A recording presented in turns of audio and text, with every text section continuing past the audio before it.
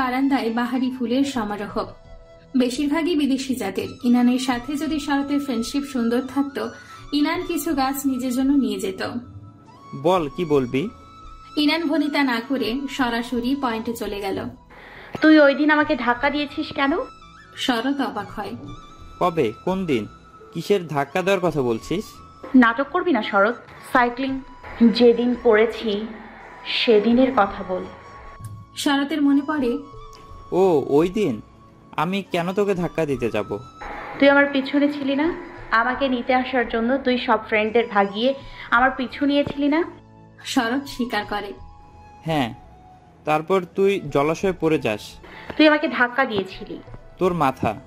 আমি তোকে ভয় দেখানোর জন্য তোর পেছনে ছিলাম, তার আগেই তুই পা পিছলে পড়ে যাস। তাহলে তুই আমাকে বাঁচানোর চেষ্টা করলি না কেন? শোন, তুই পড়ে যাওয়ার পর তোকে ওঠানোর চেষ্টা করি, কিন্তু জলাশয়টা এত গভীরে ছিল যে আমি পড়ে যেতে নিচ্ছিলাম। তারপর বাকিদের কল দেই, বাট নেট ছিল না, তাই আবার ফিরে যাই রাস্তায়। পরে কাউকেই পাই না। রাস্তায় দুজন মানুষকে নিয়ে আসি, বাট তখন তোকে আর দেখতে পাইনি। তাহলে পরে আর খোঁজ নিসনি কেন? একবারও তো ফোন দিয়ে খোঁজ নিলি না। ইভেন বাকিরাও জানে না যে আমি খাদে পড়ে গেছি। কারণ তারপর আমি নিজেই কিছু ঝামেলায় পড়ি, আর আমার এই অবস্থা হয়। পরে যখন শুনি তুই বাড়িতে আসছিস, সুস্থ আছিস, তাই আর কাউকে একথা বলিনি, টেনশন করবে বলে। ইনান চুপ থাকে। শরতের কথা বিশ্বাস হচ্ছে না কেন যেন, তবে আর ঘাটালো না। যা হওয়ার হয়ে গেছে। ইনান শুধু শরতের মুখ থেকে শুনতে চেয়েছে কাহিনী, আর এখন থেকে শরৎকে এড়িয়ে চলবে। ফ্রেন্ডরা সবাই কেমন বদলে গেছে, তাই এদের সঙ্গ ছেড়ে দেওয়াই শ্রেয়। দীর্ঘশ্বাস ফেলে বলল, যাই হোক, আমি আমার পার্সোনাল লাইফ নিয়ে কিছুটা ব্যস্ত, তাই এখন আর তোদের সাথে আড্ডা দিতে পারছি না। আঙ্কেলের অসুস্থতা নিয়ে টেনশন করছিস? ইনান ঘুরে দেখল। আচ্ছা, আমি গেলাম। আমি আবার ক্লে নিয়ে কাজ করছি, যেতে হবে, বাই। ইনান চলে গেল। শরৎ শান্তি নিঃশ্বাস ফেলে। এতক্ষণ বুকের মধ্যে যেন ভারী পাথর চাপা ছিল। ভাগ্যিস মিথ্যে কথা বলতে গিয়ে গলা কাঁপেনি। শরতের উদ্দেশ্য ছিল ইনানের সম্ভ্রম হানি করার, কিন্তু ইনান পড়ে যাওয়ার পর সে ভয় পায়, আবার খুশিও হয় প্রতিশোধ নেওয়ার আগেই ইনানের মরণাপন্ন অবস্থা দেখে। তাই ইনানকে ফেলে রেখেই চলে আসে। আর এতক্ষণ ইনানের সামনে ভদ্র সাজার অ্যাক্টিংটাও দারুণ হয়েছে। ইনান ধরতেও পারেনি। শরৎ নিজেকে বাহবা দিল বোনের অভিনয়ের যোগ্যতা নিজের মধ্যে ধারণ করতে পেরেছে বলে। ড্রয়িং রুমে এসে ইনানের পা থেমে যায় রুহির ডাকে। ফিরে তাকায় ইনান। রুহি মাত্রই শুটিং থেকে এসছে, এখনো জামা ছাড়েনি। ইনান হাসার চেষ্টা করলো। কিছু বলবে আপু? রুহি ইনানের পা থেকে মাথা পর্যন্ত দেখলো। মেয়েটা খারাপ না, সুন্দরী আছে। শরৎ কয়েকবার ইনানের ছবি দেখিয়েছিল, ভেবেছিল শরৎ ইনানকে পছন্দ করে, কিন্তু এখন আর মনে হয় না শরৎ আসলেই ইনানকে পছন্দ করে। ইনানের বাবা শরৎকে মারার পর ইনানের প্রতি শরতের ঘৃণা জন্মেছে। পলককে চিনো? অপ্রত্যাশিত প্রশ্নে ইনান কিছুটা অপ্রস্তুত হয়। সরি? পলক, ইন্সপেক্টর পলক মাহমুদ। ইনান মাথা ঝাঁকায়। চিনি, বাবার সাথে কয়েকবার দেখেছি। তোমাদের মধ্যে কি কোনো সম্পর্ক আছে? ইনান থম মেরে দাঁড়িয়ে থাকে। রুহির সাথে তার সম্পর্ক গভীর না একদমই। হাই হ্যালো, কেমন আছো এটুকুর মধ্যেই সীমাবদ্ধ। তাই তার পার্সোনাল ব্যাপারে ইন্টারফেয়ার করাটা ঝটকা লাগার মতোই। পলক আর তার মধ্যে সম্পর্ক থাকুক বা না থাকুক। ইনানকে চুপ থাকতে দেখে রুহি বলল, না মানে পলক ফোন করেছিল তোমার খবর জানতে। ইনান চমকায়। পলক আবার কি ঝামেলা পাকাবে কে জানে। বাবা বোধহয় বলেনি ইনানের বিয়ের কথা। না, পলককে বলতে হবে তার বিয়ে হয়ে গেছে। শুধু পলক না, সবাইকে বলে দিবে। ফ্রেন্ডদের মাঝে এই ধরনের বাজি ধরা হয়ই।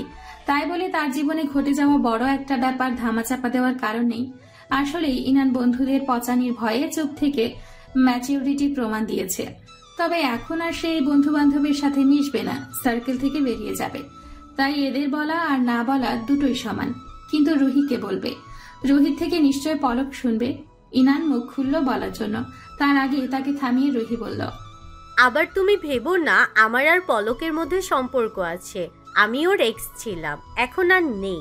এখন হয়তো তোমার। আমি কি জানতে চেয়েছি? ইনান রুহির কথা মাঝপথে কেটে বলল। রুহির মুখ ঝুলে গেল ভাবনাতীত অপমানে। ইনান তার ছেলের হাসি ফুটালো ঠোঁটের কোনায়। পালকের সাথে আমার না কোনো সম্পর্ক আছে আর না ভবিষ্যতে থাকবে। আমি হালাল বন্ধনে আবদ্ধ হয়ে গেছি ইতোমধ্যে। আমারই ভুল, বিষয়টা গোপন রেখেছি বলে। জানিয়ে দেবেন আপনার এক্সকে।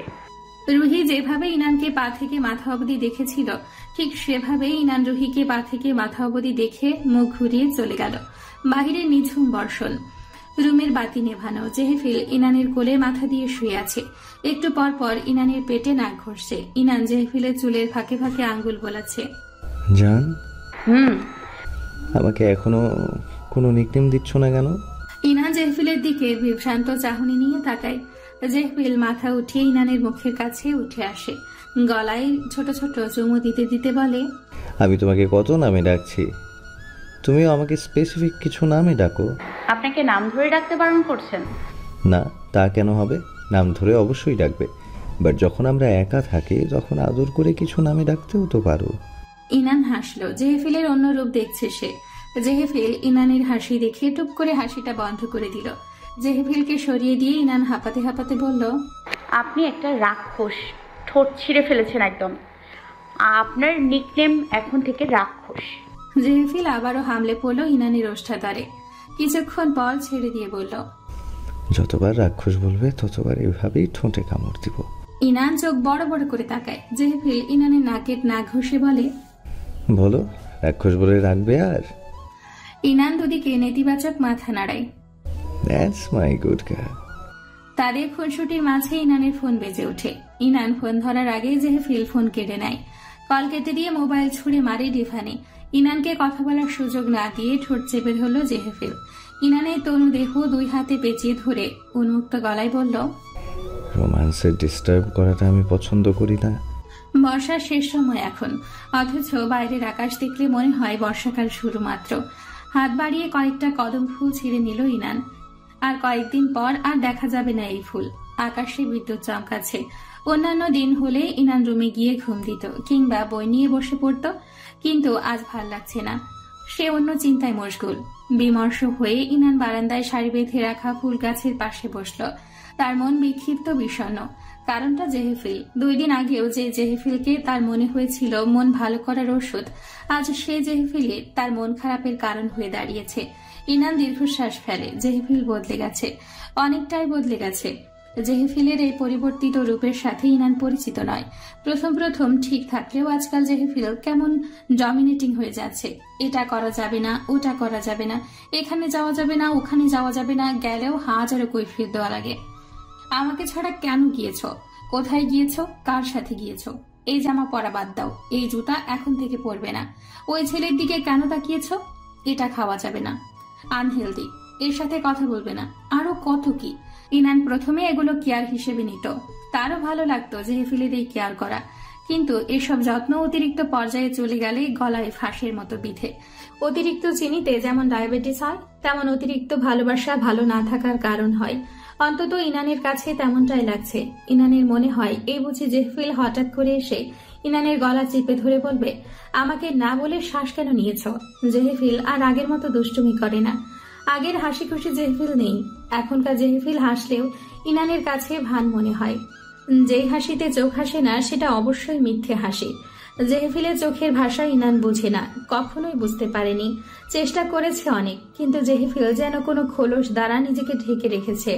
কয়েকদিন আগে জেহেফিলকে ইনান বলেছিল এই বাড়িটা বিক্রি করে শহরে বাড়ি নিতে। বলার কারণ হচ্ছে এই জায়গাটা পরিত্যক্ত এবং নির্জন, আশেপাশে সিঙ্গেল দোকানও নেই। ইনান এমন পরিবেশে থেকে অভ্যস্ত না, তাই সে চেয়েছিল শহরে যেতে।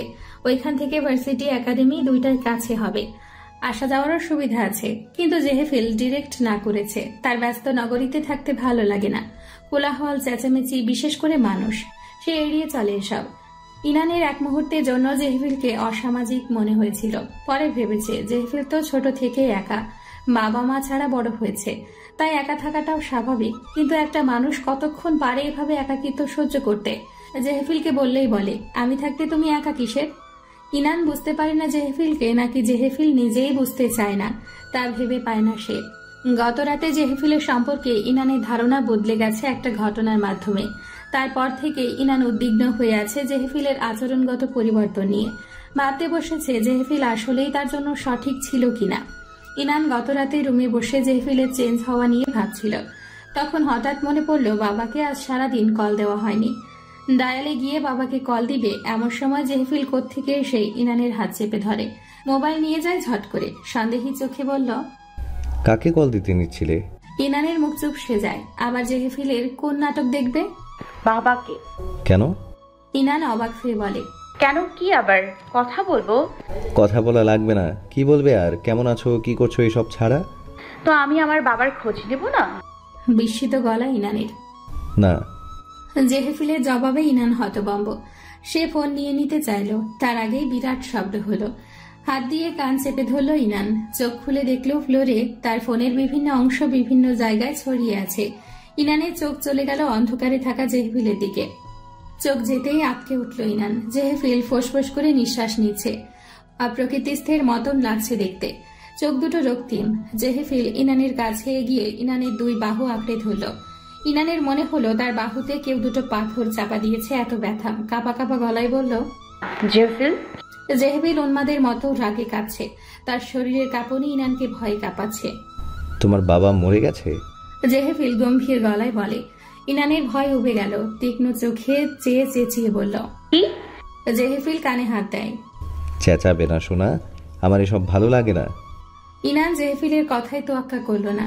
আপনি কি বলেছেন একটু আগে, এসবের মানে কি? জেহেফিল স্থির চোখে তাকায়। তোমার বাবা মরলে তোমার ফুপ্পি নিশ্চয়ই ফোন দিয়ে খবর জানাতো। যেহেতু তোমার বাবা মরেনি, তার মানে ভালোই আছে, তাই এসব আদিক্ষেতার কোনো দরকার নেই। সাথে সাথে জেহেফিলের গালের সপাটে চড় দিল ইনান। এই জেহেফিলকে সে চেনে না, জেহেফিলের এই রূপের সাথে সে পরিচিত নয়। আপনার মানসিকতা এতটা বাজে। ছি জেফিল, নিজের বাবা মা থাকলে ঠিকই মর্ম বুঝতেন। জেহেফিল ঘাড় কাত করে ইনানের দিকে রুদ্র মূর্তি ধারণ করে তাকালো। তার ভয়ঙ্কর রূপ দেখে ইনানের তেজস্বী রূপ ফুস হয়ে গেল। ভীত সন্ত্রস্ত হলো সে। জেহেফিল এক পা করে এগোচ্ছে ইনানের নিকট। তারপর তার শক্ত হাত ইনানের নিকট আসতেই চোখ বন্ধ করে নিল ইনান। জেহেফিলের শক্ত হাতের চড় খাওয়ার জন্য নিজের নরম গাল রেডি রাখল। কয়েক পল পেরোনোর পর জেহেফিলের হাতে ছোঁয়া ইনানের গালে নয়, বরং ইনানের হাত ধরল আলতোভাবে। চোখ খুলে ইনান দেখল জেহেফিল ইনানের ডান হাতে আঙ্গুল দিয়ে চাপছে। ইনান বুঝল না জেহেফিলের কারবার। সে তো ভেবেছিল তার চড়ের বদলে জেহেফিল একটা দিয়ে দিবে, কিন্তু জেহেফিল ইনানের হাত ধরে ক্লেশ নিয়ে বলল, তোমার হাতটা এত তুলতুলে, আমার তো মনে হয় তুমি আমাকে থাপ্পড় না হাতুর করে দিয়েছো। এই বলে ইনানের হাতে চুমু দেওয়া শুরু করলো। ইনান হতবাক হয়ে চেয়ে রইল। জেহেফিলকে সে বুঝতে পারে না, কি করে না করে ইনানের কল্পনাতীত। বাটারফ্লাই সোনা, তুমি কোথায়? জেহেফিলের আদরে গলায় ইনানের হুঁশ ফিরে। গতকালের কথা ভাবতে ভাবতে চোখ দিয়ে কখন জল গড়িয়ে পড়ছিল খেয়াল করেনি সে। ইনানের মোবাইল জেহেফিলের জিম্মায়। বাবার খোঁজটাও নিতে না পেরে সারা রাত ছটফটানিতে কেটেছে। ইনান দেখলো জেহেফিল বারান্দায় এসছে, তার পরনে অ্যাপ্রন, হাতে খুন্তি। ইনান ঢোক গিলে। ইনান কোনো অসঙ্গত কথা বললে জেহেফিল যদি খুন্তি দিয়ে মারে। জেহেফিল দেখার আগেই দ্রুত চোখ মুছে নেয় সে। জেহেফিল ইনানকে বারান্দায় বসে থাকতে দেখে দ্রুত এসে কোলে তুলে নেয়। বৃষ্টিতে ভিজে জ্বর আনার ইচ্ছে আছে নাকি? ইনান জবাব দিল না। জেহেফিল ইনানের হাতে কদমগুচ্ছ দেখে ইনানের গালে হাত দিয়ে বলল, তোমার কদম ফুল খুব পছন্দের, তাই না সোনা? ইনান এবারও নিশ্চুপ। জেহেফিলের হাসি হাসি মুখ কঠিন হয়ে গেল। একবার বলেছি না, প্রশ্ন করলে সাথে সাথে উত্তর দেবে। জেহেফিলের শক্ত কণ্ঠে ইনান নড়ে চড়ে উঠল। তাই জেহেফিল আবারও হেসে বলল, এবার বলো আর কি কি ফুল পছন্দ তোমার? সব ফুলেই পছন্দ। ধীরে ধীরে বলল ইনান। যদি তোমার কাছে দুইটা অপশন থাকে, একটাতে আমি আর একটাতে সব ফুল, তাহলে কোনটা বেছে নেবে? জেহেফিলের অযৌক্তিক এবং বাচ্চামি কথায় ইনান বিরক্তির শ্বাস ফেলে। এটা কোনো প্রশ্ন হলো? আমি না ফুল। জেফিল, কিসের বাচ্চামো? আমি না ফুল। জেফিল, কিসব বাচ্চামো? আমি না ফুল। থেমে থেমে বলল জেহেফিল। তার ধূসর চোখ দুটো কঠোর। আপনি? সাথে সাথে স্মিত হাসল জেহেফিল। জেহেফিলের এই মুখের এক্সপ্রেশন চোখের পলকের মতো বদলাতে দেখে ইনান হতবাক হয়। জেহেফিলের কোনো মুভিতে কাস্ট করা উচিত। এত দ্রুত তো চোখের পলকও পড়ে না। স্টাজের উইংসগুলো ঠিকঠাক লাগানো হয়নি, দেখেছিস? হ্যাঁ, আমিও খেয়াল করেছি। আর পাখার স্ট্রাকচার স্মুথ হয়নি। ফাঁকার দায়িত্বে কে ছিল? তাসবির। তাদের কথোপকথনের মাঝে ভারী পুরুষালী কণ্ঠ শোনা গেল। আমাকে নিয়ে কি কথা হচ্ছে? সবাই পেছনে ঘুরল। চাবি আঙ্গুলে ঘোরাতে ঘোরাতে লম্বা এক সুপুরুষ শতান হেঁটে তাদের সামনে আসলো। এক হাতে চশমা খুলে ভ্রু উঁচিয়ে বলল, এখন চুপ কেন? দলবল নিয়ে কি বলা হচ্ছে আমার নামে? দলের একমাত্র মেয়েটি টিয়া বলল, তুই না উইংসের দায়িত্বে ছিলি? কঠিন কাজের দায়িত্বে এই তাজবিজ ছাড়া আর কে থাকবে? তাজবীর গর্বের হাসি হাসল। এই জন্যই তো বাসটাও খাবো আমরা। দলের আরেকটা ছেলে বলল। আঙ্গুলে চাবি ঘোরানো বন্ধ করে দিল তাজবীর। ছেলেটার সামনে এসে তার কলারে হাত দিল, ময়লা মোছার মতো করে হাত বোলালো। নাম কি? আমাদের দলের নতুন নাকি? ছেলেটি ওপর নিচ মাথা নাড়ায়। তাজবীর পাশে থাকা টিয়াকে ইশারায় বলল, এই মাল আমাদের গ্রুপে জয়েন করলো কবে? আজ। তাজবীর ছেলেটির কলার ঠিক করে দিল। ছেলেটির দিকে চেয়ে টিয়াকে উদ্দেশ্য করে বলল, ছোট ভাইকে ম্যানার্স শিখিয়ে দিস, বিশেষ করে তাজবীরের সাথে কিভাবে কথা বলতে হয় তার উপর স্পেশাল ক্লাস নেবে, বোঝা গেল? টিয়া ঢোক গিলে ঘাড় কাত করে হ্যাঁ বলল। ছেলেটি তাজবীরের কথার পিঠে কিছু বলতে যাবে, তার আগে আরেকজন ছেলে আকাশকে টেনে কাঁধে দিয়ে বলল, টেনশন নটস বিগ ব্রো, নতুন শিখে যাবে। এই বলে ছেলেটাকে ইশারা করে চুপ থাকতে বলল। তাজবীর চুল ব্যাকব্রাশ করে বলল, এবার বল কি নিয়ে এত আলাপ? মাহিন বলল, পাখাগুলো ঠিক মতো বসেনি, মনে হয় বাঁকা হয়ে গেছে শুকানোর। তাজবীর হাত উঠিয়ে থামিয়ে দিল। অভিজ্ঞ চোখে মূর্তিটাকে পরখ করতে লাগলো। সেই সময়ে আকাশ ছেলেটা বলে উঠল, এটার সমাধান তো ফিলসাল ছাড়া আর কেউ দিতে পারবে না মনে হয়। ছেলেটি কপাল চেপে ধরল। টিয়া আকাশকে থামানোর পূর্বেই তাজবীর তার দিকে চাবির রিংটা ছুঁড়ে মেরেছে। মাহিন ফিসফিস করে বলল, তুমি এত কথা বলতে গেলে কেন? বলেছি না চুপ থাকতে। আকাশ দ্বিধাগ্রস্ত চোখে চায়। সে বুঝলো না তার ভুল কোথায়। টিয়াও ফিসফিস করে বলল, তাজবীরের সামনে জেহফিল স্যারের নাম কখনো বলবে না। জেহফিল স্যার তাজবীরের 2 চোখের বিষ। আকাশ ঘটনার কিছুই বুঝলো না, তাই অগত্যা চুপ করে রইল। কিন্তু তাজবীর চুপ রইল না। আকাশের কাছে এসে আকাশের কপালের প্রতিটা শব্দের শেষে আঙ্গুল দিয়ে টোকা দিতে দিতে বলল, আমার কোনো কাজ ঠিক বা বেঠিক হলে আমি দেখব, অন্য কাউকে ডেকে নিয়ে আমার কাজে বিচার করার মতো চিন্তা আর কখনো তোর এই ছোট্ট মাথায় যাতে না আসে। ঘটে। মাহিন আকাশকে চিমটি কাটে হ্যাঁ বলার জন্য, তাই বাধ্য হয়ে তাজবীরের অগ্নি মূর্তির সামনে নত হতে হলো তাকে। বাধ্য বাচ্চার মতো হ্যাঁ বলল। কি হচ্ছে এখানে? জেহফিলের ডাকে তাজবীর ছাড়া সবাই তটস্থ হয়ে গেল। তাজবীর পেছন ফিরে দেখারও প্রয়োজন বোধ করল না। মাহিন পরিস্থিতি সামলাতে হাসার চেষ্টা করে বলল, কিছু না স্যার, আমরা কালচার নিয়ে গবেষণা করছিলাম জাস্ট। গবেষণা করতে এত চিৎকার চেঁচামেচি করা লাগে? ধমকের সুরে বলল জেহফিল। Sorry sir. এর মধ্যে আকাশ যেন সুযোগ পেল, ফট করে বলে দিল, স্যার উইংসের সমস্যা আছে, আপনি নিজের চোখেই দেখেন। সিনথমন্সে প্রবলেম আর এটা ঠিক মতো বসানো নেই। তাজবীর হুমকির চোখে তাকালো। বাকি সবাইও বিস্ফারিত নয়নে চেয়ে রইল আকাশের দিকে। জেহফিল স্কাল্পচারের দিকে এক পলক তাকায়, তারপর মাহিনের দিকে চেয়ে বলে, আজ আমার সময় নেই বলে তোমাদের কাজে দেখতে পারলাম না, তাই বলে ছাড় দিচ্ছি না, কালকে এসে যাতে সব ঠিকঠাক দেখি। কারো বুঝতে বাকি রইল না জেহফিল কাকে উদ্দেশ্য করে বলেছে। সবাই নীরবে মাথা নাড়ায়। জেহফিল চলে যাওয়ার সময় থেমে ঘাড় পেছনে ফিরিয়ে বলল, পেস্ট ঠিক মতো মেশালেই স্মুথনেস পাওয়া যাবে, আর ভেতরের পাইপ আরও বাঁকা করতে হবে। এই বলে সে চলে গেল। তাজবীর সাথে সাথে গর্জে এসে আকাশের মুখে ঘুষি মারে। আকাশের উপরে সবার রাগ উঠলেও এই মুহূর্তে কেউ ঝামেলা চাইছে না। মাহিন আকাশকে ধরে তাজবীরের দৃষ্টির আড়ালে নিয়ে গেল। টিয়া সহ বাকিরা তাজবীরকে শান্ত করার চেষ্টা করে। মাহিন এসে বলল, তাজবীর, তোর উচিত তাড়াতাড়ি উইংসগুলো ঠিক করা, কাজে লেগে পড়, না হলে আবার Jehfil sir. Stop it the mouth. Tajbir দাঁত কটমট করে বলে, আমার সামনে ওই লোকটার নাম নিতে বারণ করেছি না? টিয়া এবার অধৈর্য হয়ে বলে, প্রবলেমটা কি তাজবীর? জেহফিল স্যার তোর কি এমন ক্ষতি করেছে যে তুই ওনাকে দেখতেই পারিস না? একদিন না হয় তোকে অপমানই করেছে, তবে অপমানের মতো কারণ যথাযথ ছিল। তুই কাজ না পারলে স্যার নিশ্চয়ই তোকে মাথায় তুলে তুলে কাজ শেখাবে না? টিচাররা স্টুডেন্টের বকবকেই পড়া শেখে। মাতার টিচার, অন্যান্য স্যারেরা তো ঠিকই ধরে ধরে কাজ শেখায়, যেখানে এই লোক ধমক ছাড়া কথা বলে না। জেহফিল স্যার এমনিতেও একটু গম্ভীর, দেখিস না? উনি ধমকালেও ওনার কাজ অন্য টিচারদের থেকে বেস্ট। আর ওই লোক কি, হ্যাঁ, স্যার হয় আমাদের। নিজের সমবয়সীকে স্যার কেন ডাকতে হবে? টিয়া চোখ ছোট ছোট করে তাকালো। বাই এনি চান্স তুই কি জেফিল স্যারকে হিংসা করিস? তাজবীর ক্ষুব্ধ চোখে তাকায়। আমি কেন জেলাস হব? না মানে তোর সমবয়সী স্যার, ওনার এই বয়সে এত অ্যাডভেঞ্চার, যেখানে তুই মাত্র স্টুডেন্ট আর অর্জনের খাতায় শূন্য। টিয়া, নিজে ভাগ্যের উপর সন্তুষ্ট হ যে তুই মেয়ে, না হলে আমার হাতে মার একটা মাটিতে পড়তো না। চিবিয়ে চিবিয়ে বলল তাজবীর। টিয়া চুপ করে গেল। তাজবীর মাটির বস্তা পা দিয়ে ধাক্কা দিয়ে উঠে চলে গেল। তুই ওরে আবার রাগাতে গেলি কেন? মাহিন বলল।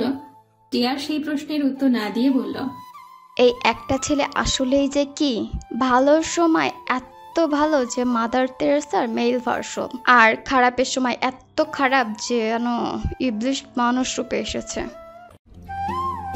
হ্যালো বন্ধুরা, পরবর্তী পার্ট খুব তাড়াতাড়ি আসবে, তো সবাই অপেক্ষায় থাকো। আর চ্যানেলটি যারা এখনো সাবস্ক্রাইব করোনি তারা পরবর্তী পার্ট দেখার জন্য চ্যানেলটি সাবস্ক্রাইব করে রেখো। ধন্যবাদ সবাইকে, আমাদের সাথেই থেকো।